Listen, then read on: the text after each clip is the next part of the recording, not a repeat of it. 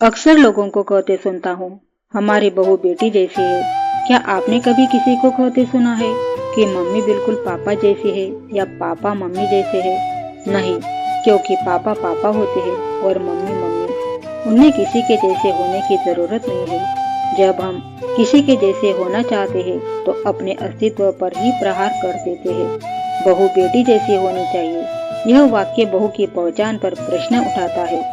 क्या बहू होने में अपनी कोई खासियत नहीं है जो बेटी जैसे होने का प्रमाण चाहिए? बहू होना क्या इतना बुरा है? कोई खासियत नहीं है। हम बहू को बेटी जैसा प्यार देंगे, इसका मतलब बहू जैसा प्यार तो होता ही नहीं है या फिर देने लायक नहीं होता।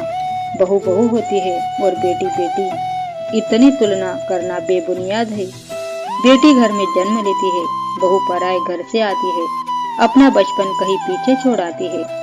वो बेटी जैसे कैसे हो सकती है? और क्या हो वो बेटी जैसी?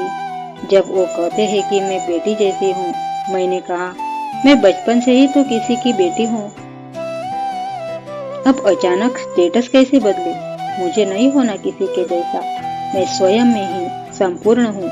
अगर हो सके तो मेरे बुरे वक्त में मेरे साथ खड़े रहना। मेरे स्वाभाविक कमजोरियों पर हंसना मत। मेरे मातृत्व पर सवाल मत खड़े करना।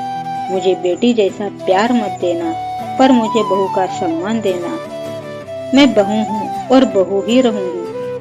बेटी तो मैं किसी की सालों पहले जन्मी थी। अब यह फिर से तो अगले जन्म में ही हो पाएगा।